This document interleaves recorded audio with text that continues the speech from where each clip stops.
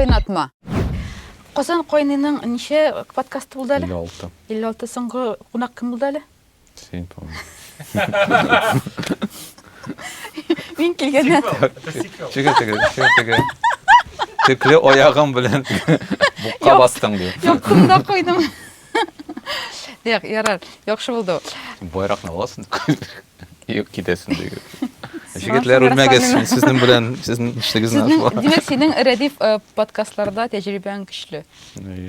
Теге туктаусыз сөйләшеп утыру синнән була инде. Буш сүз Кеше сөйләп. көттермәгән, әйме? Кеше көтмә. Кеше ул именно сөйләшми бер кайчан. Юк, алай дип уйламый була Просто мен. камерага төшермиләр. Подкаст ул күп мәгънәгә ия. Нинди мәгънә синең өчен? Подкаст. Ну, Подкаст. менә башланды инде. О, белмим, Подкаст. кызык сөйләшү булмаса, мәгънәсе юктырсың аның. Подкастта кызык сөйләшү булырга тиеш. Әлбәттә. Безнең тема мин сайладым бүген. Сез аны белмисез. Ура! Теманың атамасы шундый. Менә формулировкасы. Икенче рольдә калган кешеләр. Нәрсәгә мин мондый теманы сайлап алдым? Чөнки сез бит инде Җәдид фест турында сөйлисездер инде бүген әзрәк кенә булса да, әзрәк кенә сөйләп китерсез. Һәм анда безнең геройны кемне сайладыгыз әле? Фатих Әмирхан. Фатих Әмирхан. Фатих Әмирхан ул кем? Минем өчен ул икенче рольдә калган әдип. Әйе. Шигырьләр булмаган яны? Юк, шигырьләр язмаган. Кайчанда. Шигырьләр булмаган. Димәк, без нигә язмаган, бөтен кеше шигырь яза. Ә нишен икенче рольдә калган? Мен аңламадым. Юк, мин аңладым. Ә нишләп сез шулай уйлыйсыз икән? Чөнки сез дип сөйләшмәyin инде, Ходай. Ярый. Тапшыру. Ярады беләсең. Күзлек Без бүген сезнең белән җыелдык тапшыруга һәм бу тапшыруда без сез дип сөйләшмәбез инде. Ярый. Мин башлангыч сыйныфларда укыганда әдәбият китабында булган барлык язучыларны уйлыйм, алар инде китапка кертелгәннәр икән, алар инде беренче урында дип. Һәр вакыт шулай уйлыйдым. Менә чырдашы бар икән, якты чырдашы бар. Ул чырдаштан да алга китә Мо алмаган. Тукай инде. Кара, мин мәсәлән шалтыратам, мәсәлән, Иялига инде институт, тел, әдәбият, тарих бие. Мен аңлаганлыктары нигә шулай кип чыга? Чөнки алар теге дуслар гына түгел, алар чырдашлар, алар бер елда туган кешеләр. Әмирхан аннан 26 апрельдә туган Тукай беренче гыйнварда. Сез беләбез ни берне карар. Юк, беренче гыйнварда элек шулай бөтен кешене язганнар иде, беренче гыйнварда теге. Имеш, белмим, анда бәлки сән белгәннәр, ягъни ул алар теге яшьтәшләр, һәм әйтәр менә кайчан чыга мәсәлән Тукайның юбилее, сез, әйдәгез бөтен кешене Тукайга бирәбез ди, нәтиҗәдә теге көч калмый Фатих Әмирханга. Алар үзләре дә аны аңлыйлар, алар үзләренә моны җәллиләр, чөнки алар әлбәттә инде теге мәгънәсе ягыннан Әмирханның теге, тәэсире ким түгел Тукайдан. Әйме, ләкин менә бездә мен беләсем ничек атыйм, документ теге икенче роль түгел, гомумән бездә һәрвакыт бер кеше булырга тиеш. Мәсәлән, теге төп драматург булырга тиеш. Бу политик яктан куелган эш сезнеңчә. Юк, бу мәгънә вактан. Бу хәзерге вакытта иялиләр әйтәләр сиңа моны, име? Мин уйлаган теге шырда, Ул шырда яшәгәндә бит, чыннан да, миңа аңлатканнар кешеләр, име, галимнәр. Тукай ул атасыз, анасыз, акчасыз, һәм ул СССР чорында аны сөреп барырга уңайлы. Юк, бар шундый китап. Фатих Әмирхан ул бай гаиләдән. Мулла гаиләсеннән. Ул инде кызык түгел. Беренчедән анда бар шундый китап, аның бер алман язучысы язган иде, Тукай бренды.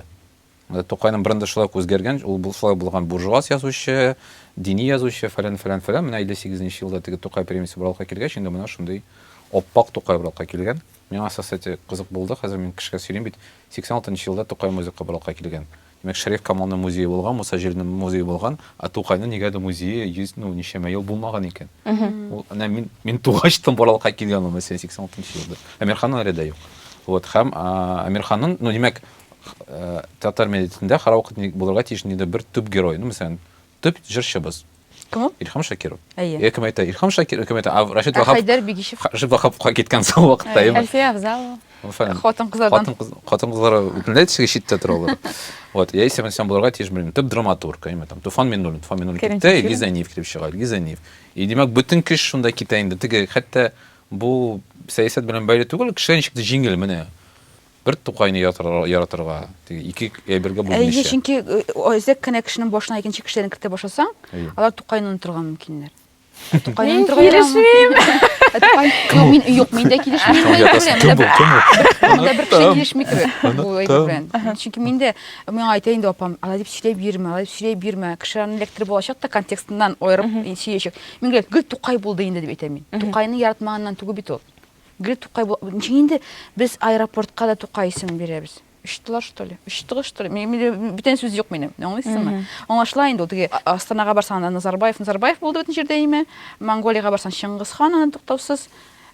Шуннан анда Чингис хан бар Монголиядә. Гафу итегез, соңгы сорау. Сез үзегезне ничек хис итәсез? Аны сезгә нәрсәгә? Реаль булмаган затларның хәл-әхвәлләрен белү кызык иш.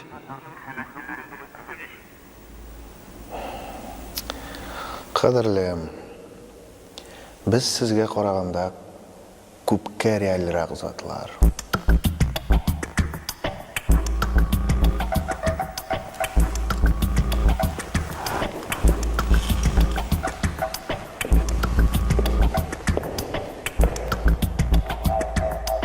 Гомумән күп нидер шәхесләр алар читтә торалар. Әйме? Ну, белмим нигә ул килеп. Ну, бәлки менә шуңадыр инде. Чөнки теге директивалар алып бара, нидер теге эш барыла. Без шун. Гомумән без хәзерге безнең мәдәният ул совет заманында калган мәдәният гомумән. Менә никадәр булсан, безгә мәсәлән юк underground дигән әйбер. Совет заманында булмады бит инде ул. Булмаган шунда язучылар кайда алар. Самиздатта шигырьләр язалар, яисә подпольный концертлар бирүче музыкантлар. Бездә анда әйбер юк. Нәтиҗәдә безнең бөтен әйбер менә безнең әсәр балыкка килә, аны шул ук вакытта кулына ала дәүләт. Ну, дуслаша, фәлән. Дәүләт инде сойлый, кайсысы кем булачак билгеле шәхес, кем. Ну, мәсәлән, шулай. Яисә, ну, гомумән теге юк, бездә юк анда теге менә үз юлы белән баручы инде шагыйрьләр, язучылар. Гомумән без читтә китәбез, гомумән Юк, читтә Юк, мен нигә әйтсәм, миңа Фатих Әмирхан гел кызык иде, беренчедән ул шул икенче роль, икенче роль бик әйбәт дөресен кендә роль, чөнки сиңа теге беркемдә бернәрсә таләп итми. Сиңа бер ни теге алпавыт ясам, алпавыт теге теге һәйкәл ясамыйлар фәлән түгел, чөнки Әмирхан һәйкәле бармы? Юкмы? Аны һәйкәле Вот һәйкәле юк, белмәсезме? Аннан теге әйтмиләр, теге сине беркемдә кичкенә яшьтән аны теге әсәрен ятларга да әйтмәйме, сиңа теге тресн, сиңа үзең табасың да, сиңа ошый, сиңа ярата башлыйсың. Ну, белмәм, кемне тагын яратырга була. Bilmiyorum, bir laser kaynağı kebek. Ne bileyim, şunday şairler neyme tegeler. Şitterek turgan yeysen, Şamil Anak'na bilmiyorum, no, yıldız yarata şunday şairlerni. Benim kardeşim kadarlar көп fikirler, min alarını anlatırga korkup oturam. Bizim bilen telefon alırga bulan buğay. Мен ойлайм, менә ни өчен һәр вакыт бездән дир эталон бар. Мәсәлән, бер шурны Анджелина Джоли һәр вакыт ничектер бөтенесенең теленә алына инде, шуңа да карамастан бик күп матур кызлар бар, ләкин алар аңарга ошамаган, ләкин безнең дир стандарт барлыкка килә 90-60-90 һәм менә шуның белән бәйле. Джоли 90-90. Ярый, мин менә гомумән ниндидер стандартлар турында. Стандартлар турында. Линейка белән тормадым, ләкин яратабай. Менә. Рәхмәт. Юк, ниндидер стандартлар барлыкка килә ни өчен? Чөнки бик күп кешеләр ошаталармы инде ул ниндидер статистика барлыкка киләме ул. Миңа калса, менә хәзер әйме Йолдыз Миңнуллина бар һәм бик күп шагыйрьләр, кызлар, егетләр, кемнәр аңарга нигәдер ошарга тырышалар, ниндидер пародия килеп чыга. Һәм мин карыйм, о, монда бигрәк күп Йолдызлар икән, бигрәк күп Миңнуллиналар икән. Мин әйткән сүзләр миңа бер әйткән, кәнтүгенә бер подкастта, нәкъ шулай ук әйткән, мин Йолдызны күреп алдылар да, Йолдызга ошарга тырышып, шигырьләрне язарга тырышалар дип. Янды моменттан мин дә сиздем. Минемчә, ул беләсеңме, стандартлар дигәндән түгел, ул менә кемдер шуннан да билгеле шәхес була башлый, Анджелина Джолины әйттек инде, билгеле шәхес. Һәм күп кеше аңа ошарга тырыша башлый. Кызлар. Индивидуальлек югала, димәк. Ну, чөнки без өйрәнгән бит инде, без димәк кеше халык кемнедер өскә күтәреп, шуеп, өскә менә ул яхшы, мин аның кебек булырга тиеш дигән омтылыш булырга тиеш. Үзенә ышанмый күп кеше шуңа күрә, бәлкидер. Бәлки алай җиңелрәктер дә. Әйе. Менә мәсәлән Тукайма, Баки Урманчының истәлекләрендә бар, алар студент чакларында килгән булганнар. Тулай торакка, анда Тукай белән торган Фатих Әмирхан һәм Тукай торакта. Тулай торакта Актер Тукай. шатырашындай. Сез кая? Сез кайсы факультеттан? Гриффиндор әйме һәм узыгыз. Тукайны очратмаганнар алар, Фатих Әмирханны очратканнар, ләкин шулай да шатландык ди. Һәм ул да икесен дә яратам дисә дә, икесенең иҗатын яратам дисә дә, иң беренче чиратта никтер Тукайны телгә ала. Алар соңына, Фатих Әмирханны да очрат. О, хорошо, хотя бы тебя встретилгән сыман. Ул андый фикер белән язмаган инде, ләкин ул күренәдер сыман, шагыладыр сыман шулай барыбер. Бәлки Фатих Әмирхан да үзе өчен абруй иттереп куйгандыр Тукайны. Һәм менә лидер дигән кеше ул бит менә хәзерге мөхиттә барлыкка килә. Мәсәлән, безнең группада да әйме, без укыйбыз, безнең группада директ лидер бар. Ул үзенә үзе килеп чыга һәм бу ниндидер шундый табигатьтән кешегә хас нәрсәдер. Сез уйласагыз, тарих яктан эшкә Тукайны Фатих Әмирхан алган. Команда лидер, гомумән Фатих Әмирхан лидер булган. Бәлки энергетика серия кардинал форматында булган. Бу, Чөнки мисәл, аңа юк. хатын да эзләгән, аңа йортларда алган, бүлмәләр, Продюсер. кайгыртып килгән Фатих Әмирхан Тукайны. Ул Фатих Әмирхан янында булмаган булса, Тукай бәлки иртәрәк тә үлеп киткән булыр иде. Ул бит бөтенләй тормышка яракламаган кешегә ошаган. Без шуны кызык әймәс, шуны онытабыз. Мәсәлән, Әмирхан белән Тукайлар Амур номерында яшәгән һәм Тукайны 13-нче елда шул Амур номерыннан алып киткәннәр теге үләргә инде Клячки номерында. Һәм Әмирхан ул заманда инде креслода утырган, коляскада утырган. Ул инде ничәме ел? 7 ел, 6 ел булган инвалид.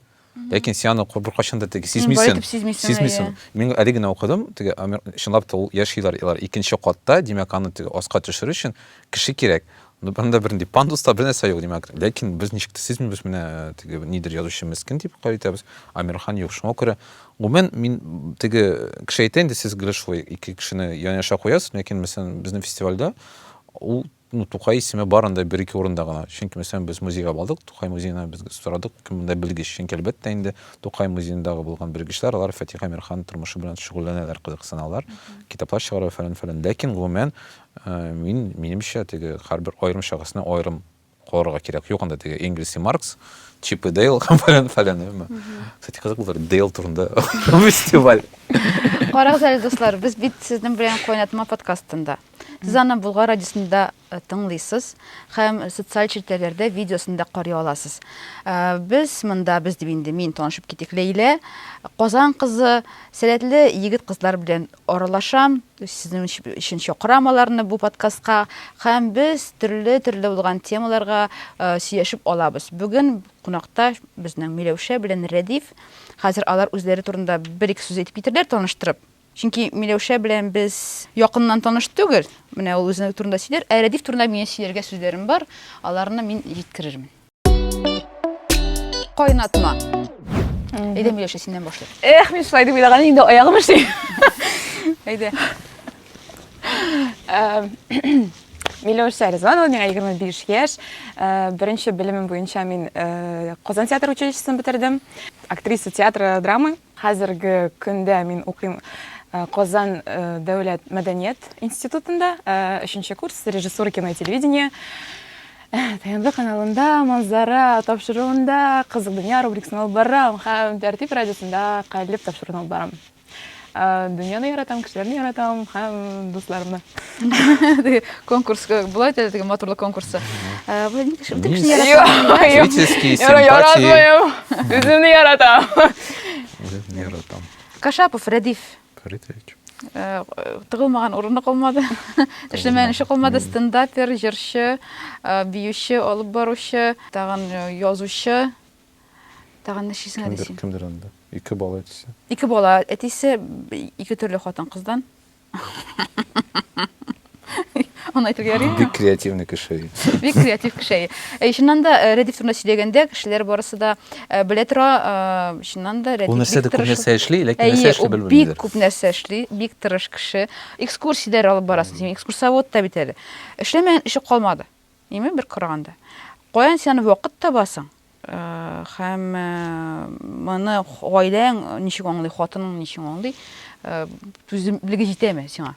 Беренчедән хатын минем үзе проектлар ясый башлады, миңа карап тора инде. Шуңа күрә без вакытны бүләбез. Икенчедән, мин ял итмим просто вот шул. Кеше, мин аңладым, кеше мәсәлән кайда бара, мәсәлән без бүген паркта йөрибез, мен әйтәм, тагфирулла, ничек инде ул кайдыр кеше булай гына йөри икән. Мин гомумән бала белән хәзер чыгам, чөнки бала йөргәндә мин ял итәм шул вакытта. Ну, гомумән бернәрсә эшләмим. Шуңа күрә мен бердән-бер ял көнем, ял вакытым, ләкин шул вакытта мин теге кеше белән языша башлыйм инде, эш буенча әлбәттә. Вот, гомумән икенче сәбәп, гомумән минем бөтен мөнәсәбәтләр шул эш белән корылган. Ну, теге мин кешеләр белән болай гына аралашмыйм дә. Бәлки интроверт булгач, мин авырдыр кеше белән болай гына. Хәл-әхвәл сөйләшеп утырырга. Вот шуңа вакыт табыла ул. Вакыт күп икән ул гомумән. Бәлки син шулай күп эшләгәндә, бер генә эш белән шөгыльләнгән булсаң, син анда инде беренче урынны алырың, менә беренче рольне алырың. Хәзер бөтен җирдә дә эзләп эшләгәнгә күрә, лектор баласы моннан икенче рольләрдә калудан курыкмыйсың. Бер тапкыр улагайны мин, гомумән нәрсә белән теге чыгды был успешный успех. Чыгла успех. Успешный успех. Татарча товарды бар. Успех дигән иде. Безгә менә тәрҗемә итәчәкләр анасың, куядыр социаль Беләсем, мин уйлый башладым, нигә мин шулай күп нәрсә эшлим, бәлки мин теге соңрак башлаганга, бәлки күп нәрсәне. Минемчә теге мин өлгермим дип инде. Икенчедән мин нәрсәне күрәм, аны беркем дә эшләми. Мин көтә алмыйм, кайчан кемдер үзенә алыр дип инде, һәм мин башка бер генә эшләрмен дип шуңа күрә. Өченче яктан бармы өченче як? Минем өчен гомумән шундый кешеләр кадерле, кем шундый мультипотенциаллар дип аталар, алар күп нәрсә эшлидер. Бәлки, ну, әлбәттә кеше мәсәлән нидер бер өлештә үзен теге өстенрәк булса, ну ярар димәк, ләкин мин мәсәлән, ләкин ул башка бер эшләмәгән шул вакытта. Аңа мәсәлән музыкада, яисә мәсәлән сәнгатьтә, драматургиядә өстенлек теге күп эшләргә кирәктер. Аның өчен менә шундый, ну, тормышны ул шулай күрә. Мин тормышны шулай күрәм. Калыкта әйт, уйлыйм инде, гәрчә әгәр дә мин башка эшләсәм, ләкин мин белмим ничек булыр иде ул. Мин бөтен эшне ташлап музыка белән шөгыльләнсәм, нәрсә булыр инде? Бәлки мин музыка шулай ук шул дәрәҗәдә булыр иде. Бәлки шулай калыр иде, мәсәлән әле калган эшләрендә эшләмәсәң. Эшләмәсәм дә. Һәм мин тагын бер күрә башладым, бөтен нәрсә мин эшләгән бирде, алар бер-берсенә үрелеп бара. Әйме? Һәм шундый бер проблема була инде, әлбәттә, буны кабул итүче кеше шундый ук минем кебек булырга тиеш. Әйме? Ну теге. Бер тапкыр шартка идем, чыкты, типа, кеше минем музыканы тыңларга киш бик теге акыллы кешеләр, ләкин акыллы кешеләр дә башка музыканы тыңлый. Вот шундый. Син тыңлар өчен бик акыллы булырга кирәк. Теге словарь белән әйтә. По скриптум, сезнең айыннан. Беренче танышуым Рәдиф белән. Әйдә син кызык. Караңгы урында. Мин шул танышудан соң мин үзем турында үзем эшеннән генә уйлап куйдым инде. Ой, бу кешедән еракларак тора кирәк икән. Чөнки мин анда стендапка килгән идем. Һәм мине Рәдиф представляет инде тамашачылар алдында. Ни дип, кемәле журналист дип. Мин аңа әйтәм, мин журналист түгел дип. Ул әйтә, син журналист бит инде, сен видеопроектлар барасың, әйтә, юк, әйтәм. Мин актриса. Ул әйтә, ага, статус ВКонтактеда актриса. Мин аңа берәү әйтәм. Мин шандыра да алмадым, әйтәм, ладно. Беренче ярактарак торырмын бу кешедән дип уйлаган идем мин. Диплом минем кара, актриса. Дипломны алып килергә булган. Ну, шуннан да Рәдифне турында тапшырып булган булса бүген. Безнең рәхтәм сүгәрик әлбәттә. Юк, миңа калса андый кешеләр дөньяга ничектер кызык өстиләрдер сыман. Авырлыклар, хатын-кызлар авырлыкка ярата. Авырлыкка ятка торган хатын-кызлар өчен әлбәттә бу кызык булыр. Юк, ул дөньяга кызык өстәсен, әмешне ярактарак. Ебүнә син бит инде кара. Җырчы буларак, группа төркемегез буларак, сезнең ул күптәннән бара индеме? Кайнар төркеме. Һәм сез чыгышта сез бик еш. Ләкин барыбер безнең бит инде аренада кемнәр амажлар, галар, тан кемнәр аренда. Усал. Ями бенд, усаллар. Алар күпкә теге, ну, кулакка ятышлымысында инде. Кулакка ятышлый. Мин кулакка яталар. Мин кулакка ятасы килми. Димәк, буламы син күрәсеңме син кая ул синең ахыры, ул синең төркемеңнең синең булырга чыкны кайдыр ахыры. Син цой кебек җыясыңмы концертларны? Буламы ул шундый? Кеше каякта җат итә. Кеше өчен, юк, кеше өчен поп музыка дип атала. Кеше язам, вот мин җырны язам, кешегә ошар бу җыр дип. Ошасын инде дип җыр. Кая кеше үзен өчен эшли. Теге самотерапия түгел. Ягъни син үзеңнең шикләреңне никадәр еракка китә алуыңны тикшерәсең. Бу миңа бик кызык. Гомумән. Әйме, һәм теге Нишексин Мин бәркие Киң бик матур бармай сәмә Нишексин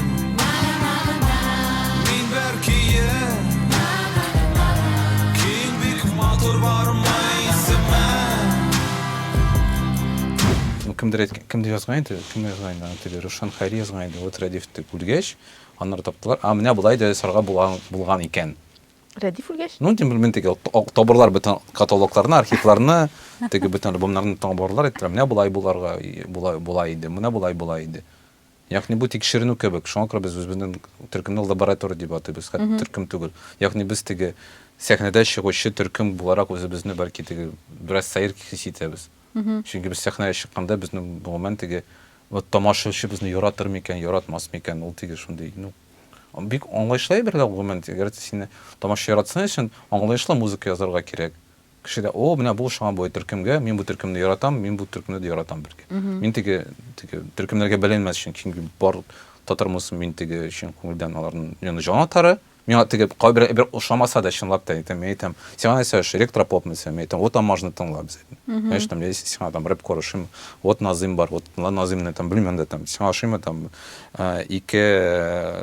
теге ике хипстер ләкин авылдан тараф төркемен тыңла. Шундый инди авылда. Ну, ягъни мин гел шул кешегә гел сөйлим, әйме? Мен, ну вот шулай. Яратырасың килә инде кешеләрне татар эстрадасын. Ну, mesela минем яраткан бар төркем Америкада, аның исеме Sonic Youth. Алар уйныйлар да шундый атональный гитарный рок. Ну, бик теге вообще күңелгә ташлы түгел. Аны авыр тыңларга. Ләкин аңламыйча башка төркемнәр әйттеләр, менә безнең өчен әһәмиятле менә бу төркем булганлыгы гомумән. Әйме? Һәм менә минемчә менә мин булмасам, берникадәр музыкаль дөнья никадәр, ну, монда топ булыр иде. Андый музыка булмас иде беркайчан да. Кемгәдер кирәк бит ул. Мин бит күрәм, ну вот шуңа күрә кемгәдер кирәк булгач, ну вот мин аны өчен ул кеше өчен уйныйм. Бер кеше. Ну, һәр кеше өчен булса анда. Без Рәдиф турында менә Лейла турында мин һәр вакыт ишетәм, ләкин менә хәзер Рәдиф әйткәч, син Лейланы беләсеңме? Беләм, ләкин ничек йөзе, ничегрәк кыяфәте икән белмим. Шуннан да син турында бик күп ишеткәнем бар һәм һәр вакыт очрыйм мин ул исем белән. Каян шунда килеп чыктың син? Мин Рәдиф күп бит, мультипотенциал. Мин аңладым мин. Тыгылмаган урыным юк. Мин шуңа күрә Рәдифкә аны төртеп әйтсәм дә, үземә төртеп әйткән кебек булып чыга инде. Мин кая мәсәлән булса да эшләсәләр, мин риза. Кая бара кирәк? Мин риза. Миңа менә кичә генә килеп әйттеләр, Җәдид фестта катнашасыңмы? Мин инде катнашасым килгән, мин 6-сан да open call фәләннәр, мин анда кирдем, карыйм, биергә кирәк. Мин бии белмим, бердән бер эшек. Мин бии белмим. Кеше карар, монда биергә дип инде теге хәрәкәтләнергә кирәк. Мин анда биюче дип, анда сүзе бар. Биюче, ират, биюче хатын-кыз. Мин ни биюче, ни ират түгел, ни хатын-кыз биюче түгел. Ну, ул барыбер әйтәләр бит инде һәрбер кеше бии дип. Шул перформанска син җавап бирәсең, әйме? Я, кит. Блат белән аласың. Әлбәттә ала. Юк, мине чакырды Рәдиф стендап укырга. Урладылар инде, әйме? Әйтәм, мин тыгылмаган урын калмады. Шуңа күрә мин әйтәм бит, менә ул Җәдид фестта булуын күрүгә, әйме?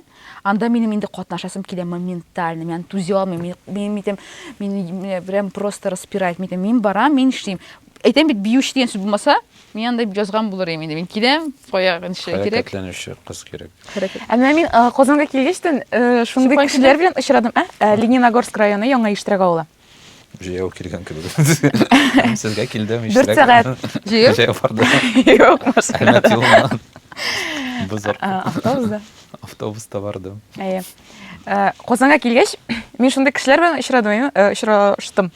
Һәм мин әле дә исем китә, ниндидер бик юморт, энтузиазм бар. Менә үземне күрсәтим дип кенә түгел, әйме? Тщеславие гына түгел.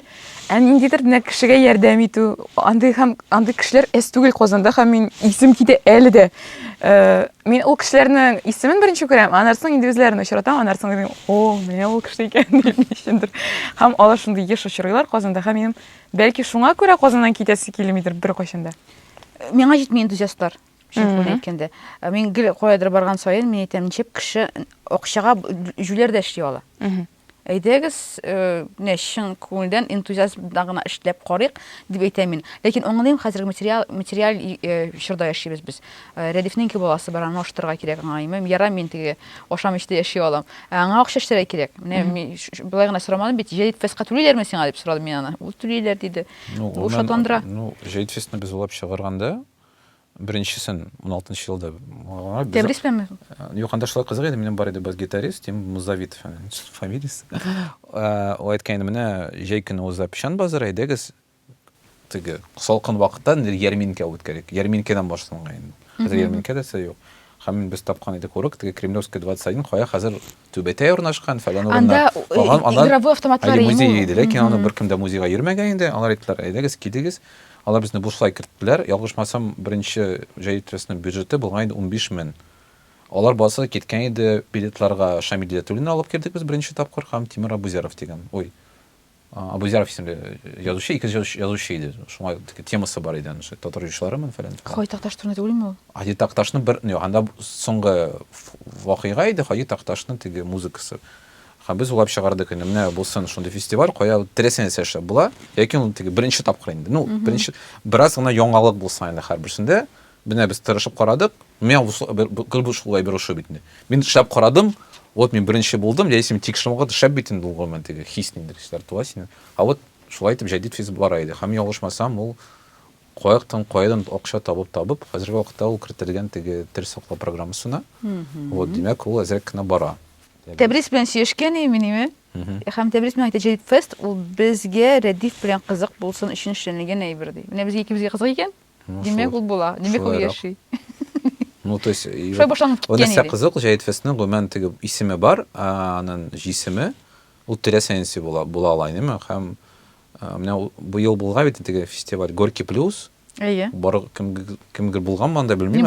Ну, бик теге 3 көн үтте, ул миллиардлаган акчанда түгелгән, кеше юк. Ләкин ул менә Горький плюс, Горький монда яшәгән берничә, ну, бер елмы нисәдер, ну, нигәдер Горький турында безнең фестиваль бар анда. Пушкин гомән 2 көн булган Казанда.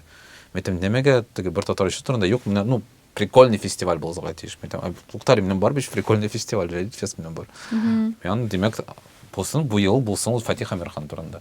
Вот шундый Фатих Әмирхан, ул шулай бик уңайсыз бит язучылык гомән, әйме теге. Бер яктан ул аны әйтеп тә алмый. Бер яктан ул драматург. Икенче яктан ул язучы, өченче яктан ул публицист, редактор булган, мөхәррир булган. Аннары ул гомән теге шундый светский кеше булган бит инде, йөргән төрле балларга, раутларга, матур киенгән, нигәдер теге. Шуңа күрә Тукайны бит инде теге Кәмәт Тукаев ничек киенә, мин ничек киенәм инде.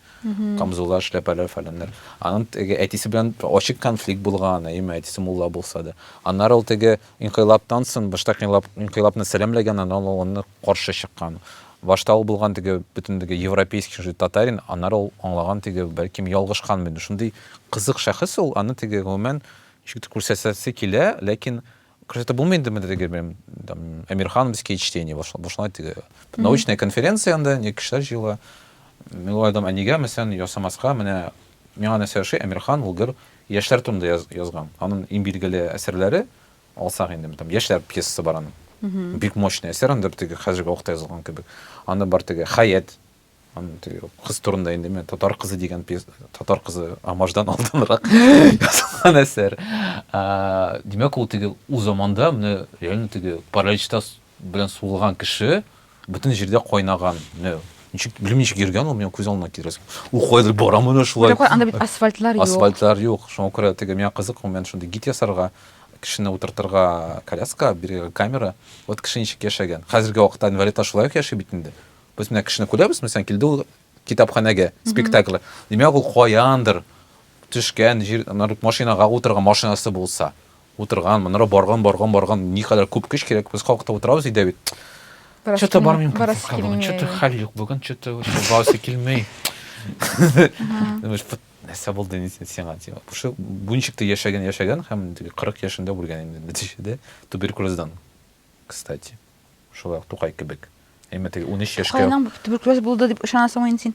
Ну, анда шулай язган. Иштеген юк, мин бит укыдым, мен язган идем Клячкин йорты турында, Клячкин йортында ул ята иде, аның туберкулез теге ничек талау теге крайняя степень, анда теге Клячкин шул бит табибы, аны әйткән, то есть аны дәвалаган, аны тикшергән, ләкин теге ал вакытта ул дәваланмаган ул. Икенчедән, Юккан микән соң ул Фатиха Мирханга Тукайдан шулай юк инде ул вакытта шундай ну бик таралган авыру булган гомән Тамирхан 13 яшь туберкулез белән яшәмәгәндер инде, син нәрсә инде. Анда күп нәрсә, мәсәлән, соңгы айларны аңа бик каты грипп бергәнме инде, ул шул вакытта теге башкача була. Хәзер вакытта без грипп белән чирлибез. Үпкәсенә тигәнде грипп мәсәлән, шунда туберкулез да булгач. Кайда анда теге аркасына бергәндер, бик каты авырган ул гомән. Безне аңламыйсыңдыр, без кырыкка җиткән авырлар кебек авырлар турында сөйләшеп утырабыз. Мин уйлыйм инде, бу темага килсәк бик озакка киләбез алай.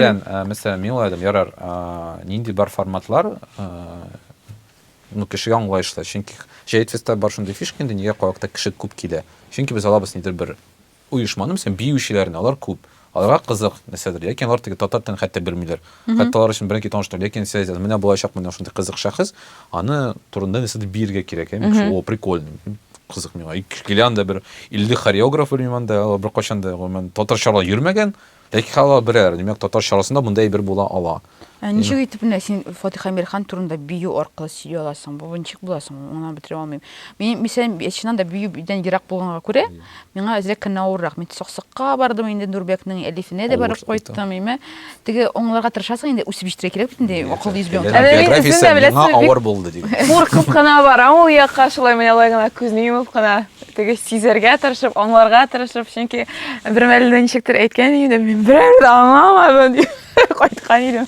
Аннан уйлыйм инде, ничектер барыбер ул әсәрне искә төшә, аннан син 100 кат аны уйлыйсың. Мин уйлыйм, ул минем ничектер күңелемә ятмаган булса, мин аның турында тагын бер 100 кат уйламаган булыр идемдер дип уйладым. Һәм менә быел сәләткә барып кайтканнан соң мин әлеге темага тагы да якынрак килдемдер сыман. Һәм менә без хореограф Сәйдә Минубаева белән Кадырова хәзер кигә чыкты. Эшлибез бергә һәм ул мине ничектер ул темага якынайта, кызык бергә эшләү, чөнки без ничектер театр училищесында ничектер ниндидер каноннар буенча син спектакльне куясың, анда теге завязка, аннан кульминация, развязка, шундый ниндидер үзенең тәртибе бар, аманда андый тәртипләр юк, аларны гомумән теге бозам дип кенә бозмыйлар, менә ничек сизәр, шулай баралар. Һәм без аның белән беренче мәлне ничектер теге көрәшче, без инде көрәшәбез, һәм менә шул көрәштә нәрсәләр кызык кына килеп чыга, чөнки мин юк, менә шулай мин аңламыйм. Бер-беребезгә аңлатырга тырышып, нәрсәләр шулай килеп чыга. Һәм мин аны бию дип әйтә алмыйм. Бу ниндидер перформанс сүз белән алыштыралар хәзер. Тагын бер әйбер, мин Сәйдәне нигә искә калды минем. Сәйдә узган елны теге перформанс ясады бит беренче. Ул мен бит ул Гапитта биегән кыз. Шундый классик. Һәм бар иде перформанс. Сол кая бизәнә, аннары әзгенә бии. Һәм нигә мин искә калды, чөнки минем бала 15 секунд карады, моны кычкыра башлады. Шул вакыттан Сәйдә перформанслары йөрми. Куркып кычкыра башлады. Нәрсә дә аңлаш, нәрсә дә ошамады аңа. Ләкин миңа нәрсә, җәдифәс белән нәрсә белән ошый, мин кешегә ышанам шунда. Мин әйтәм, мин сиңа бирәм. Менә шундый минем идея. Әйме теге, мин барыр идем мәсәлән Нурбәккә, яисә бардым Марселга, ләкин мин барам сезгә. Сездән нәрсә дә килеп чыкты теге. Димәк, безнең бит Нурбек белән Марсель бар бит инде беренче рольләрдә кире темага күчтек. Мин уйлаган идем, Нурбек исеме кайчан килеп чыгар икән. Икенче рольләрдә кешеләрне чыгарга буйладың. То есть икенче рольдә түгел ул. Будан теге бар. Алмадан дигән фәлсәфи фикер бар миңа калса. Юк, син гел чыгарасың, кешеләрне рольләргә бастырасың. Ләкин алар бит гомумән бер дөньяда яшиләр. Гомумән просто башка кешеләрне күрәсе килә минем.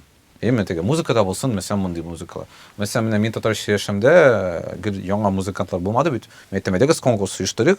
Кеше бәлки гитарада әле уйнарга башлады гына. Ләкин ул тренерса да эшләргә ул бит куркан, димәк, кулдан алып чыгарырга кирәк сәхнәгә, әйме. Менә кешегә әйтәсең, ул чыга, нәтиҗәдә нәрсәдә килеп чыга. Гомумән менә шундый миссия бар. Ну, минем бар бәлки. Мин менә кешеләргә яратам кешене чыгарырга. Мәсәлән, ну, нәрсә була, мин анда унутам нәрсә мин эшлим. Әйме, нинди әйбер. инде аны турында шулай эшләсәм.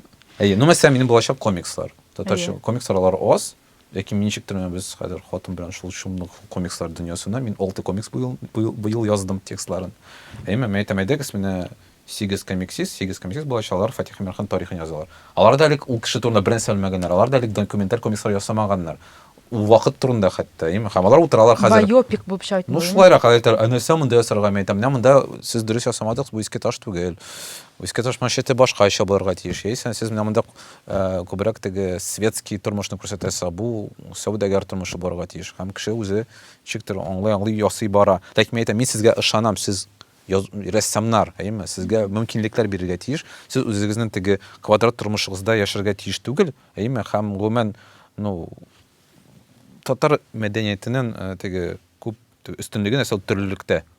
Әйме, син киләсең, ну мин мәсәлән яратам 70-нче вакыттагы музыканы, чөнки анда бөтен нәрсә бар иде. Ну теге рок бар иде, условно, джаз бар иде, симфониялар уйныйлар иде, Шакиров баянда уйный, то есть трисен син буны хәзерге вакытта булмады бит 90-нчы елларда. Кая сиңа рок, кая сиңа джаз, бер нәрсә юк. Сиңа менә, пожалуйста, бер бара. Һәм менә шул күп төрлелек булса иде, ну әгәр дә менә шуның белән шөгыльләнергә кирәктер алайса. Син әйтәсең, нигә мин шул күп нәрсә белән шөгыльләнәм? Шуның өчен шөгыльләнәм дә инде. Юк, син әзер Нурбегың бар. Син Нурбеккә каршы куясың, икенче син беләсең, Нурбек гел яхшы әйбер эшләсә дә. Вот, кара, кайчан мәсәлән Нурбек бар, бер үзе. Ләкин ул бер үзе. Һәм димәк ул менә бу системага каршы бер үзе көрәшә. Ул әйтә, менә карагыз, була бит эксперименталь биорит. Нисә инде эксперименталь. Карагыз, менә бездә данлыклы җырчылар бар. Бит хәтта Рабит абыйны тыңласак, ул әйтә, Нурбек нигә соң ул халык биюләрен биюми дип әйтә. Хәзерге вакытта да әйтә ул аны. Без Батулада яшьтән Рабит абый. Саксыкка бергә бардык без. Рабит абый белән инде кош. Ну бер юк анда халык күбие. Рабит абый каршыда утыра. Мин карап алам инде зирәк кенә саксыкты карыйм. Икенче спектакль одновременно бара. Минем Рабит абыйны карап утыру белән инде. Чыккачтан сорадым, әйтәм, Рабит абый әйтәм, ничек сиңа? Нурбек әйтәм, бии фәлән. Ул миңа авыртып сулады да, саксыкны тимәскә иде инде. Аңашамый, әлбәттә. Ул бәлки шуннан да улынан я балетны көткәндер инде, име? Я биюне көткәндер инде.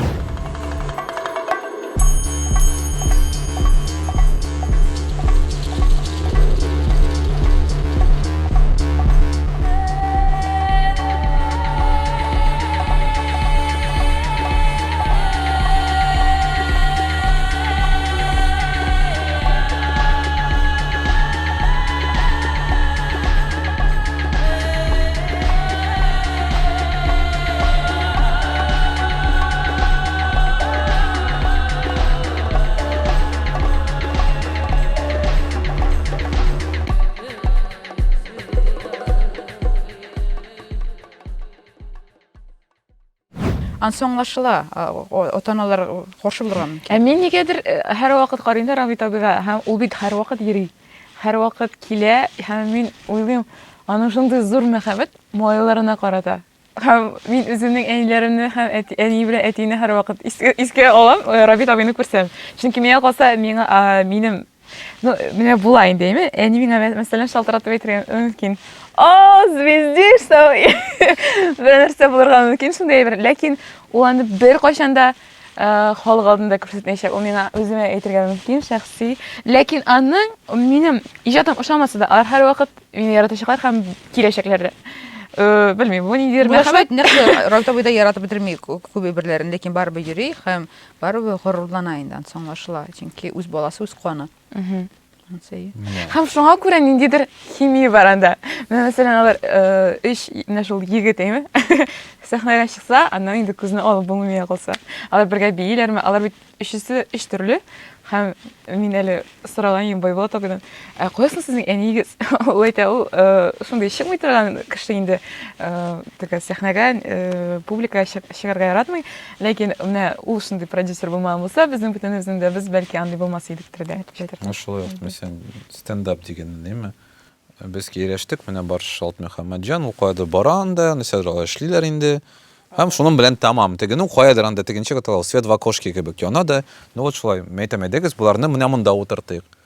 Ул кешегә дә башында булырга тиеш. Һәм мин теге стендапчы түгел, теге гади генә теге урында стендап клубына йөрим. Мин димәк, Амирхан тексты нигезендә нәрсә дә ясый алам. Кешенең башында теге эленнән шиңде. Димәк, ул теге гади генә татар юморы гына түгел. Безерешкән теге концерт номеры арасында чыга Данир Сабировтан сөз шаулашам. Әйме теге. Әйме ул нидер башка әйбер, әйме. Мин әйтәм, мин менә егетләр, кызлар, сезгә ышанам. Сез бәлки бу әйбергә бер качанда калмадыгыз. Элек Ләкин мен сезгә әйтәм, менә кыз әйдәгез эшләп карыйк. Мен шундай берләр. Комик эксперименты, бию эксперименты, стендап Мин эксперименты. нәрсә белән була. тагын горурланам. Менә мин 3 көн элек бардым, Мирасхана дигән әйбер бар ул. Кирмәндә инде анда бөтен архивлар саклана. Мин фотога төшердем Сания операның клавирын. Бу шундый кызык әйбер, чөнки минемчә хәзерге вакыттагы яшьләр һәм мин гомумән алар бит шундый ностальгия бар менә шул чор буенча. 13нче елдан башлап, шул вакытта, инкыйлаб алдыннан, инкыйлабтан соң беренче еллар, чөнки алар ничектер шундый вакыттагы булган кешеләр якын. Алар бит яшь кешеләр, хәзерге вакытта картлар аларга якын түгел. Менә ул вакытта. Һәм ул вакыттагы булган опера Сания, беренче татар операсы, аның 3 авторы булган, һәм Фатих Амирхан либретто авторларының берсе. Һәм аны башкарачак Айдар Ниязов оркестры. Айдар Ниязов мишем гомумән шундый теге, соңгы елларда булган нидер, ачыш түгел хәтта, чынлап теге өмет кебек, шундый 18 яшьлек малай. Чынлап малай бит инде, ләкин ул әйтә, мен мюзикл язган идем, 15 яшьтә, ничә яшь? 18 яшь. Мен оркестр ясадым. То есть кеше тели, ул йөри, мен бер тапкыр язам, мен әйтәм, «Карады, мен короче жылданга башынан таптым клавирын». Мен әйтәм, мен аңлыйм нәрсәгә кеше куана. Ул аңлый нигә кеше куа. Читтән карасан, ике шашкан кеше нинди сабал башының клавиры гомумән. Нәрсә ул, Мен әйтәм, менә кара Барсания операсы, ул беркайчан уйналмаган. Без белмибез, дәүләт аны кайчан да алачакмы, ләкин кызык әйбер. Беренче татар операсы иде. Мен әйтәм, менә бу фестивальне кулланып барыйк, нәрсә беренче үзеген хәтта уйнап карыйк. Чөнки сиңа кызык. Либреттоны кем булса җырлыймысың? Да, җырчылары бар ич. Без аны Пишан базарына чакырган идек. Ул шундый кызык оркестр, ул шундый теге оркестр булса да, ул анда теге консерваториядә, колледжда укыган егетләр, кызлар уйный, ләкин алар яшьләр. Алар юк анда теге башкара, теге бар теге дирижерны һәр 3 минут сайын атыйлар, ул чыга бөтен теге. Зинһар өчен кул чапмасагыз ие. Алар монда чыга такой. Что-то күңел булганда минем җырлап җибәрдем. Ул җырлыйлар сәхнәдә, беләсеңме? Исән булсын, теге классик музыка, ул нидер теге бик зур дахи мәдәният түгел. Ул син аңлаешлы бер. Әгәр дә синең белән шул ук телдә сөйләшсәләр. Мен әйттем, сезгә бит кызык, әйдәгез, мин сезгә дә ышанам. Менә ул оркестр булсын. Оркестр, опера эксперименты тагын нәрсә була җирит? Булачак шундый кызык әйбер. Китапханәдә эшләгән Саша Шардак, ул куратор. Күргәзмә кураторы. Мин бер тапкыр бардым сменага, анда Илгизар Хәсәновның тагын бер түгел инде. Күргәзмәсе. Илгизар абый эшли объектлар белән. Күргәнегез бардыр инде, куян төрдә әйберләр, җыянда, инсталляциялар, шундый заманча булды. Минем бала килде, инде без самолет белән нәрсәдер инде. Илгизар абый әйтә, моны куймагыз, типа, бу нәрсә? Мен уны калдырса, кеше тирә-юләр. Очень интересно. Мин уйладым шундый күргәзмә язарга. Һәрбер, берничә, 50 кеше җыярга, син, мин, алар, башкалар, һәм һәрберсе алып килгәндер бер бүләк. Яки алар шул, мәсәлән, 28-гә алып киләләр, куялар анда исеме аның булырга килгән тегенчә китабы, аннотация булырга тиеш. Һәм җыялар күргәзмә, аталачак киләчәк үткән заман. Инриза. То есть мин уйладым, кызык булыр иде шундый күргәзмә җыярга, тоже беркайчан да эшләмәдек. Әйдә, эшләп карыйк. Вот. Минем сорау, менә сез шулай кешеләрне алга чыгарып, яшьләрне алга этәреп, нинди ләззәт аласыз үзегезгә? Нидер отдача булырга тиеш бит күңел өчен. Юк, чынлап. Менә кызык. Менә сез үзегез чыкмыйсыз, мәсәлән, ә кемнедер чыгарасыз. Һәм сез ниндидер пәрдә артында каласыз, һәм сез үзегезгә шуны нинди ләззәт аласыз. Бу материал яктанмы, ниндидер, яки күңел ягыннан, ни өчен шулай? Просто бар икәй. Что движет вами? Бер яктан сәхнәгә чыгасың, җырны җырлыйсың, сезгә кеше әйтә, "Ой, сез шундый шәп җыр яздыгыз." Ә син кайчан күрәсең, син мәсәлән бер нәрсә эшләмисең кебек, ә кеше нәрсәдә эшли. Синең бәлки аңа ниндер, бер 3% моңа катышлыдыр. Беләсең, ничек шәп ул момент теге. Әйтәсең, мен элек бер кем дә шулай эшләмәгән, хәзер алай ярый икән. Әйме теге, мәсәлән, элек кешеләр әйткәннәр, теге драматургия лаборатория сәйрә булган инде. Без Ильяс белән 5 лаборатория ясадык. 5 мин, 4-5 икән. Кеше, хәзер нормально җырлар язып була. Шулай кешеләр әйтә, мәсәлән, шагыйрьләр әйме, без җырлар яза алабыз икән. Безгә ярый икән, яисә музыкалар әйтә, без каверлар гына түгел, без үзебезнең җырларны язабыз, алабыз, һәм менә син әйтәсең, "О, мин, син үзеңә ашанасың инде, мин моңа бернинди эш керттем" дип. Әйме. Ягъни син мәсәлән, тик балалар кебек инде син яшисең, үләсең, үлгәч нәрсә була ул җаннары. Но син үлден шул синең теге эшең бетте кебек. А син Әйе, инде без тәэсир менә ясасан. Менә бу теманы без әле перформанска да алабыз. Вот. Әле иле син инде ләззәт аласың. Шундай ук. Мин кешеләрне алга чыгармын, мин үзем чыгам. Юк шул, менә алай түгел шул. Чегендә. Алай түгел. Көн чыгарам соң мин белмим. Ну, менә бик күп эшләрне санап китә алмыйм, кем кайда мин анарысына беләм. Менә кем тора икән аның артында. Менә кем тора икән аның артында. Кайсы Яраннан нәрсәне соры кулы. Уж. нәрсәсен әйтәсең, кайсы мин бәлки белеп бетермим үземне. Ул түгел Юк, иде ул. чынлап, менә бик күп шундый проектларны мин ишеткәнем бар. Анда Лейләнең катнашы бар икән. Әйе. Юк, Гел әйтәм, килеп чыгасың син шулай. Оп. чын күңелдән әйткәндә әйтәм, бүтән җирдә дә катнашырга теләгем бар. Теге төп эшем булмаганга күрә, 9-дан 6-га эшләмәгәнгә күрә, көнемне менә шулай итеп тутырам да инде, йөрим. Һәм әлбәттә, мәсәлән, минем бит инде блокларым бар, социаль челтәрләрдә дә. Һәм мин сораганны яратмыйм. Ләйлә менә моны куя әле, Ләйлә менә безнең турында сөйлә әле дигәнне яратмыйм. Чөнки мин үзем күреп алсам, чын күңелдән үземнең сөйлисем килә. Кайбер вакытны мин күреп алам да, менә монда кемдер афиша куйган, бу афишасын куйган, буның ниндидер чарасы була. Минем үземнең сөйлисе килә. Менә шундый итеп, шундый кызык итеп чыгарган эшләгез сез. Әнигә сөйлисе килә. Ни өчен? Бүлешәсе килгән килсеннәр, мин дә барам, сез дә барыгыз. Ни өчен? Менә белмим, миңа шулай күңелле, татар чаралары күбрәк булсын өчен шуңа күрә шулай эшләнгән. Менә үзең бар да инде туганыңны алып бар, әнигә белмәсен. Юк, менә шулай дип күбрәк кеше йөрсен өчен теләк бар. Белмим, бу мин аны аңлата алмыйм. Мен шундый рәхәт әйбер бит, кайчан син кайда барасың, енді күп кеше килгән. Син әйткәнгә килгән. Ну син әйткән рәхәт күп, муман кайда кеше килгән, менә сез җыелышты кайдыр. Ну кайдыр менә бу бар мөхит. Чөнки мәсәлән мин бистәдә яшим, яңа иске бистәдә. Мен шул кайгырам, иске бистәдә ул мөхит юк. Мин урамга чыгам, мин баланы гел йөртәм. Йортлар эшләнелгән дигән. Юк, мәсәлән, балалар чыга, майданчыклар сөйләшә башлар русча. Мин белмим нәрсә эшләргә, чөнки бала минем бөтен сүзләрне ота. Мен белмим, миңа теге утырам бит, мин пассионарий шунда мен әйтәм, менә бу бала минем татарчаны өйрәнер, белер, ләкин никадәр авыр икән ул. Мен әйтәм, әгәр дә син каядыр менә оештырасың чара, һәм кеше бу әйбергә башкача карый. Һәм теге шу татарча сөйләшә, татарча фикерле түгел инде, ләкин нигә шунда теге утрау кебек инде ул. Кем җырады ул? Утрау? Лия Харулин җыры. Әйе. Лия Харулин тыңлыйсың менә син. Мен уйнадым ул җырны, потому что Шуңа күрә генә белән. Да, вот. Менә шул мөхиткә киләсең син, һәм син анда ялгызыңа бер почмакта басып торасың инде. Бу шундый мөхиттәге ялгызлык түгелме? Юк, мин интроверт, миңа рәхәт ул. Аңлашам. Да, интровертларга шулай рәхәт. Миңа калса ничектер мин шулай карап куям да сезне кырыйдан гына мин уйлыйм. Аларга шуның хәле күңелсез бугай, яки аларга шуның хәле ялгыз. Ничектер мин уйлыйм. Ялгыз дип уйласаң яхшы әле ул. Күп кеше уйлый, булар бу кеше орлашасы килми, үзләре нәрсә булды син, әйтәм, мин оештыручы монда. Мин 8 сәгать монда нәрсәдә эшлим. Нинди кыяфәтем булырга тиеш минем гомән диген. Ярый, мин монда исән басып торам диген бүген. Сез юрауларга ничек карыйсыз? Юрауларга? Юрау дигән төшен беләсезме? Юрау, әйе. 4 китап бар. Китап бар. Сибгат Хаким. Ой! Шигырьләр китабы. Батулланың тузга язмаган хәлләр. Так, Габриэль Гарсия Маркес ялгызлык, беләсезме шундый китап? Дөрес. Һәм Хойт Такташның 1942 елда чыккан әсәрләре. Димәк, без хәзер сезнең белән ниндидер бер сорау уйлап табабыз һәм юрыйбыз китаплардан. Һәм безгә менә бу авторлар ниндидер знак бирәчәк. Әйдә, нинди сорауың бар? Ачыктан чыгырга кирәк. Ул сорауны ишетерлек итеп. Нинди сорауың бар? Әйе. Әйдәс, буйлысы миннән башламыйк инде. Ярый.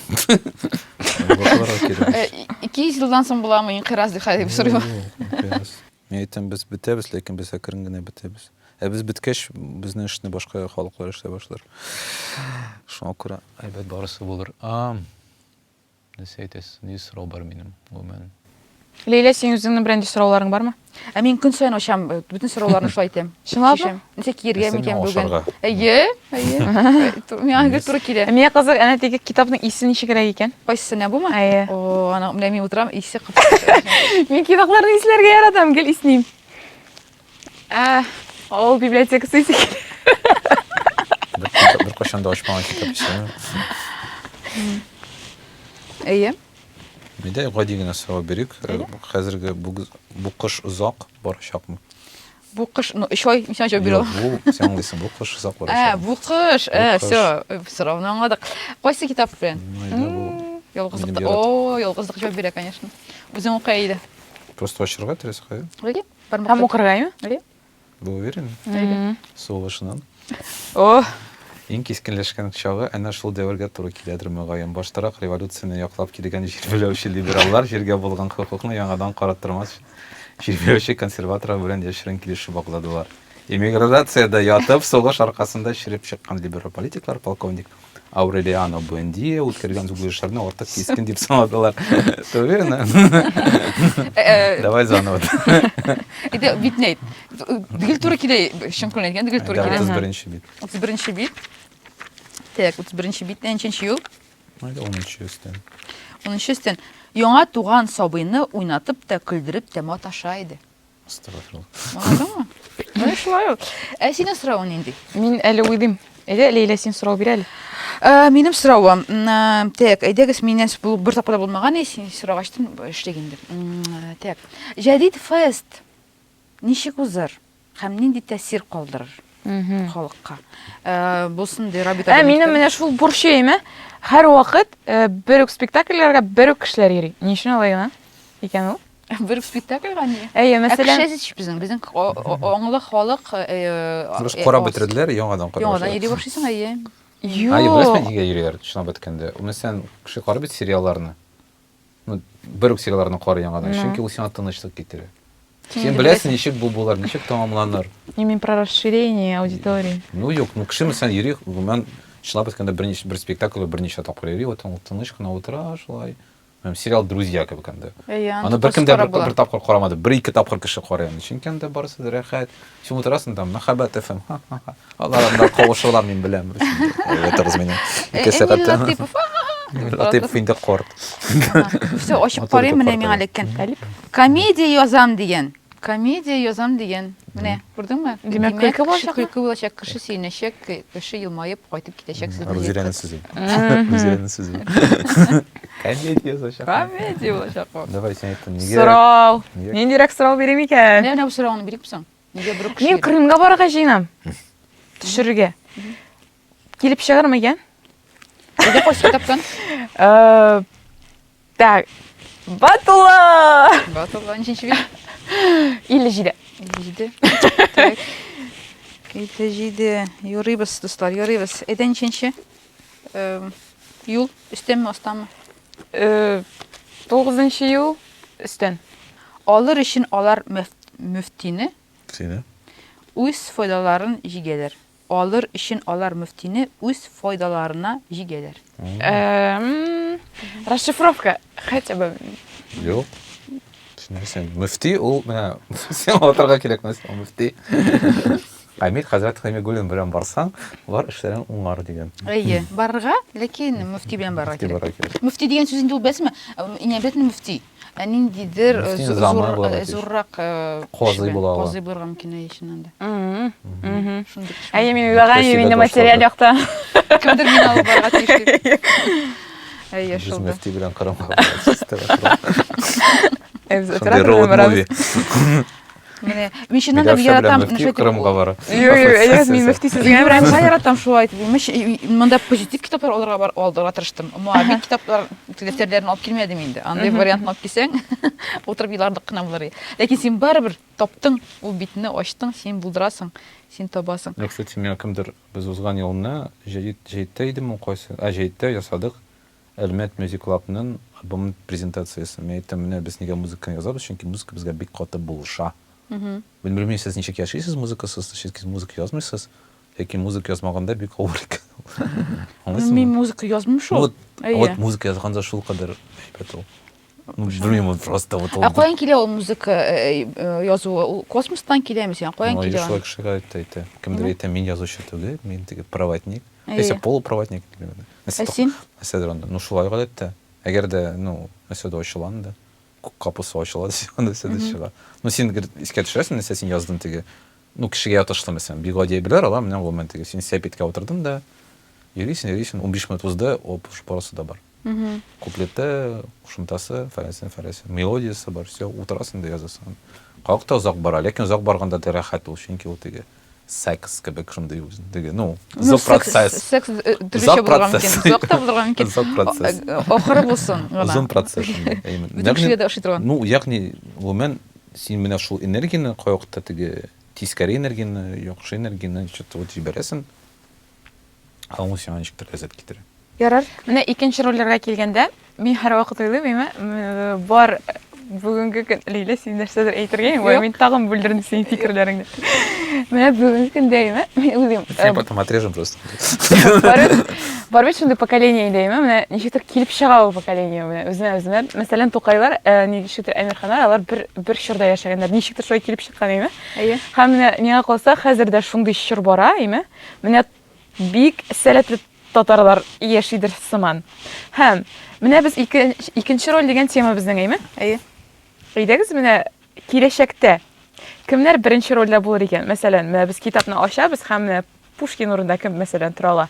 Бүгенге көн яшьләрен алсак, бүгенге көн мин сорауны аңлашылмаслык итеп бирдем мөгаен. Юк, дөрес. Мин Рәдифкә карап алам, чөнки Рәдиф күпкә беләдер, аның теге сиземлеге көчле. Ул алдан әйтә ала, менә бу кешедә өмет бар, бу кешедә өмет булмаска мөмкин дип. Мин әйтермен, Йолдыз Миңнуллин дип шагыйрә булачак дип име. Бәлки булмас та. Сен әйтә икенче рольдән, гомумән беренче яктан. Юк, әйдә, Да. менә улай бүлик. Мәсәлән, берничә сәнгать юнәлеше. Музыка, композиторлар. Илмир Низамов.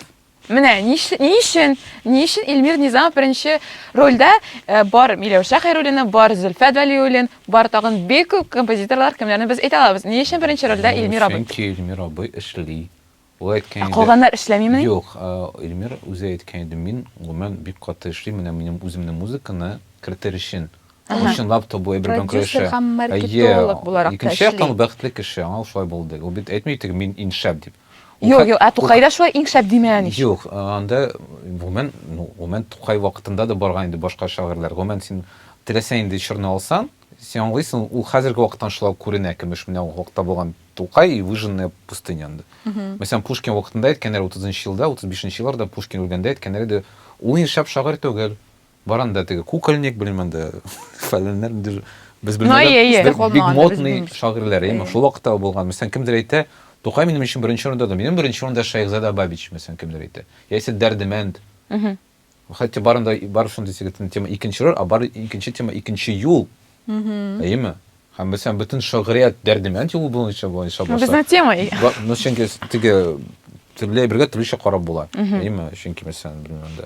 Юк, без опять 90-60-90-га кайттык бит инде. Юк, андай эш түгел. Сез үзегез дә икенче рольне куеп, шул стандартлар керәсез. Ягъни бар беренче роль, бар икенче рольләр. А бар мәсәлән ансамбль дигән әйбер бар. Бар мәсәлән, белмәм дә, Галиябануда мәсәлән кем төп рольдә? Кем? Минемчә төп рольдә менә пистолет белән кеше чыгы. Кеше. Шул бит анда. Мәсәлән, Гизаниевта соң Галиябанусы бар анда. Анда бер ике кеше. Инде бик тирән тема. Юк, инде тирән тема. Син икенче роль дип инде гади генә әйтәсең. Ничә Исмагыйльдер беренче роль. Чөнки анда хәтта ул иншап Анда уйнаучы инде кеше. режиссер ничек куя, шулай булачак. Юк, анда мәсәлән, без күрәбез, ике шундый әле өйрәнә торган актерлар бар икесе. Аларның рольләрен билгеләнгән. Без барыбыз менә шундый Галиябану, аның сөйгән яры. Ә менә кеше чыга мужик, без күрәбез, ул 20-нчы гасырның тотап тора, теге пистолетын, ну прям шундый мощный. Мен әйтәм, нигә моңа чыкмагыз ул кияүгә дип уйлыйсың һәвакыт. Яисә мәсәлән, сүнгән йолдызларда ин шәп герой ул Мәхдүм. Әйме? Режиссер куйганча. Кичүрендә Мәхдүмне яратмыйм, Камалда яратам. Ну, ләкин анда кем уйный ул Мәхдүм? Аннан түгел, юк, анда геройның ошо режиссер уйнаганында яратам. Юк, анда артистлар начар кешене уйнаганда да яратып була. Начар кешене уйлас. Гомумән хәзерге мәсәлән театрга китсәк инде бераз. Гомумән хәзер театрда хәзер гомумән шул икенче рольләр, без элек күрмәгән рольләр, алар мәсәлән мөһим. Мәсәлән, хәзер Фәрит Бикчәнтәев Төркиядә куя спектакль. Андагы төп рольләрдәге кешеләр ул теге Гамлет чакырган актерлар. Ягъни без аларны күрәбез, без аңлыйбыз, алар бар анда, ләкин аларны чыгара сәхнәгә без аңлыйбыз.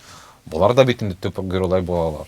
Ләкин без теге темага кайтканда инде кем була ала, кем була алмый, гомумән беренчедән аны вакыт кына әйтә ала. Без хәзер әйтәбез, моны тегесен өченчесен сез кайыкта ачыгыз, мәсәлән, ну, белмим, Совет әдәбиятын яисә Казан утларын һәм карагыз кем вакытта басылган. Әйме, кем анда беренче урында торган. Аңлашыла инде ки, кайыкта бу теге әдәби аларның сыйфаты белән бәйле түгел. Әйме, хәтта без һәр вакытта хәзерге шагыйрьләрне, язучыларны укыганда без аларның кабер әсәрләрен теге читкә куябыз. Мин кайыкта ашам, хозатларында шундый кызык шигырьләр чыганда. Шавкат Галиев атом бомбасы турында яза мәсәлән. Ну, шундай әйберләр язганнар алар, әйме теге.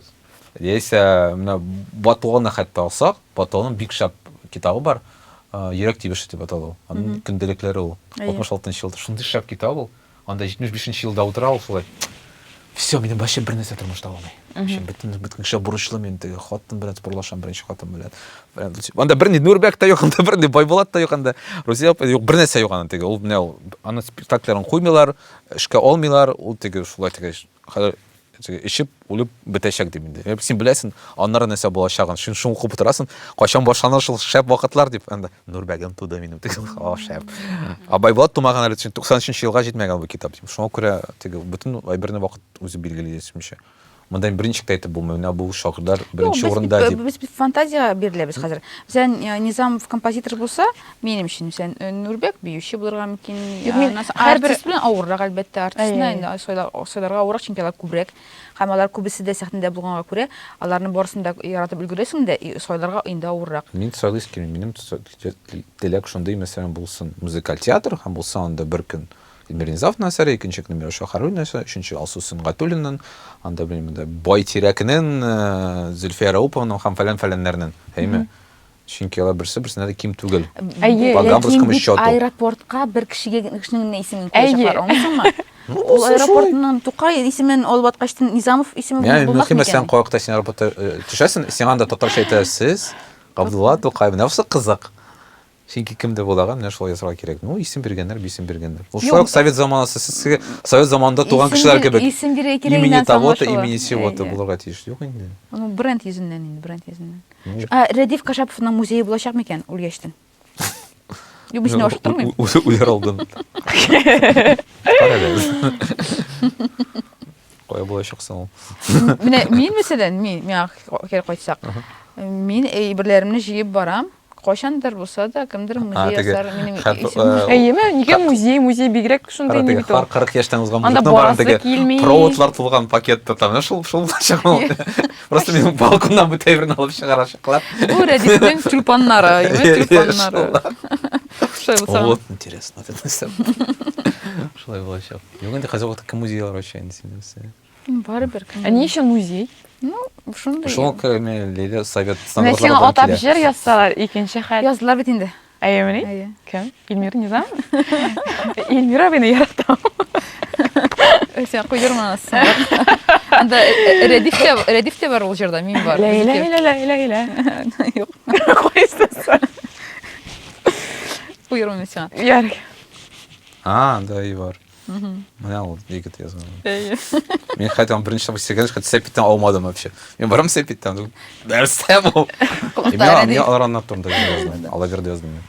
Авылда яшиләр Нияз белән Булат дип яздым мин. Вот. Кайнатма.